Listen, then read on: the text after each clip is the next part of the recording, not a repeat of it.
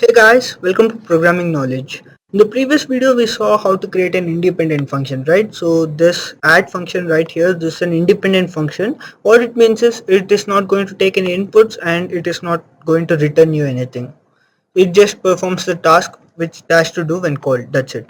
So in this video we'll learn how to create dependent functions. Most of the time we'll be using dependent functions. We will be using these kinds of functions also, but these are very rare. We will mostly use dependent functions. We just pass it some parameters, we ask the function to do something and then get back the value which we intended to. So how to make this particular function dependent, that is I need to pass in some parameters over here, let's say 2 comma 3, and then it should only add these two numbers. It should not ask the user to enter two numbers and then only work on those two numbers. I want to work on these two numbers which I passed in as parameters. So how do we get these two numbers inside this function? So the way we do that is we define the parameters. The way we define parameters is we first put the data type of the parameter and then the name, right? So in this case the data type would be int and then the name of the parameter, let's just say num1, right? And then we have another integer. So if you do like this, like you declare variables, sometimes you do this, right? So int a comma b. Well, this is going to work only if you're declaring variables. Here you're not declaring variables. Here you are specifying the parameters, right? So while specifying the parameters, it is compulsory that every parameter be mentioned along with its data type. So you need to mention the data type of the second parameter also, even though both the parameters belong to the same data type. You cannot omit the data type of the second because it's just a continuation of the variable declaration. Now what we're going to do is we got the two numbers inside this and we don't need any of this, right? I'm just going to take out these things, and then here instead of a plus b, those two numbers are num1 and num2. So you take num1 over here and then num2 over here, and then it is just going to print out the sum. So let us execute this and see. So 2 plus 3 is 5, so we should be getting the sum is 5 as our output. So here you can see the sum is 5, right? So another thing you can do is if you want to save this particular value, that is if I want to add these two numbers and then keep the result, there is no way to keep the result, right? Well, c contains the result of num1 plus num2, but c is not accessible outside this function, right? Add is one function and then main is another function. Well, if you want to access this particular variable, you need to make it global. That is, you have to put it outside all the functions and then access it. If you remove this, then now c is accessible over here. You could just say c out c over here, and then if you execute it, here you can see it has printed the value of c. But what happens is we don't prefer this kind of global variables. The reason is that whenever the program is getting executed, everything is inside the RAM, that is the random access memory. So once variables are out of scope, they are automatically deleted and then again created whenever the time comes. You need to free up the memory so that other tasks can go on, right? You cannot just keep this particular variable in the memory all the time. So if it is compulsory that you need to keep it, then you can, but if there are other ways to do that without occupying that particular memory, you need not do this because it takes up memory, right? So the way we do that is we return this particular value back to the calling function. So what is return? How do you return something to the calling function? Well, the way you do that is you just need to put the return statement over here. So you just say return c.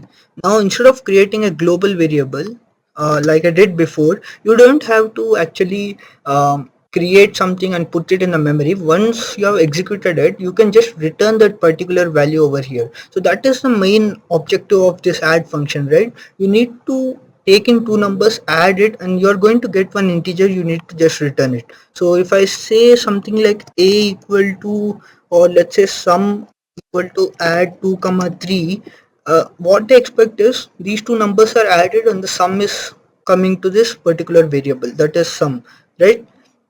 So here if I return it, I'll be getting a problem. So if I now execute it, you will see that I have got a problem. It says okay, C is not, that's because I've written over here.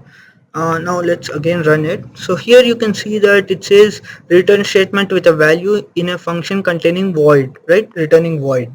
So as I told you before, if you're not returning anything, then only you need to use the void keyword, or else you have to specify the data type what you're going to return. So since I'm returning something, I need to specify the data type, and in my case it's going to be int, because if you add two integers it's going to be integer, right? So I'm just going to return that particular integer, and then here I need to capture that value. So let's say int sum equal to 2 comma 3, and then now I can do this thing inside the main function also. So here I will just paste it, and sum is in my case sum, right?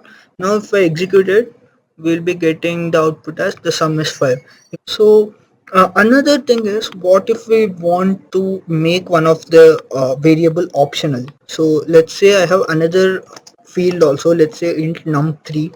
This is another parameter. So here if I just omit that parameter, I'll be getting an error. So here you can see that too few arguments to this function. That is because I have specified 3 arguments, and then here I'm giving only 2 arguments.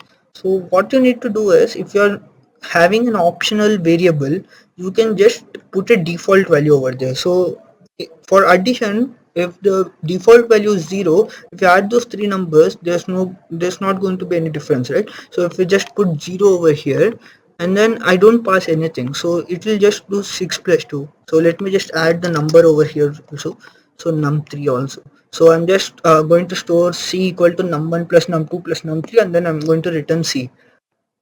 So now if I execute it, you won't be getting any error, and you will be getting the sum perfectly. And if I want to use that variable, I don't have to do anything. I just pass the number and I will be getting the output. So 9 8 is 17. So here you can, this sum is 17. So that's how you use default parameters. And regarding the prototype, so what is a prototype? It is just mentioning the compiler that I do have a function like that, in case you did not write the function's definition before calling it. So what I mean is, I have already called this function over here. So if I write the definition after calling it, I need to specify it, or else it says that this particular function does not exist. So to do that, for the prototype, as I told you, you can directly copy paste this thing. So control C and control V, and then put a semicolon. This is going to work, but what you can do is, in case of parameterized function, you don't have to write the variable names also. So you can just skip these things. Well, it's going to work with the variable names also, but you don't have to put them, and you should not put default values over here. So that is there in the function definition. In the prototype, you just need to define the structure of the function, and you don't have to put the default values and all. You just need to put what the function is and what it's going to take. And now if I execute it, I won't be getting that any error, and I'll be getting the output. So that's how you use dependent functions in C++. In the next video, we will talk about recursion and different types of passing arguments. So here I just pass some numbers, right? So these are direct numbers. So what if I want to pass some variables also? So let's say a equal to 2. Well, in this particular case, you can just pass it over here. It is going to work. Well, it's int a equal to 2. It is going to work, but actually there is a meaning for passing like this. There are two methods of passing variables, that is passing by value and passing by reference. We'll be talking about all those things in the next video. Till then, happy coding.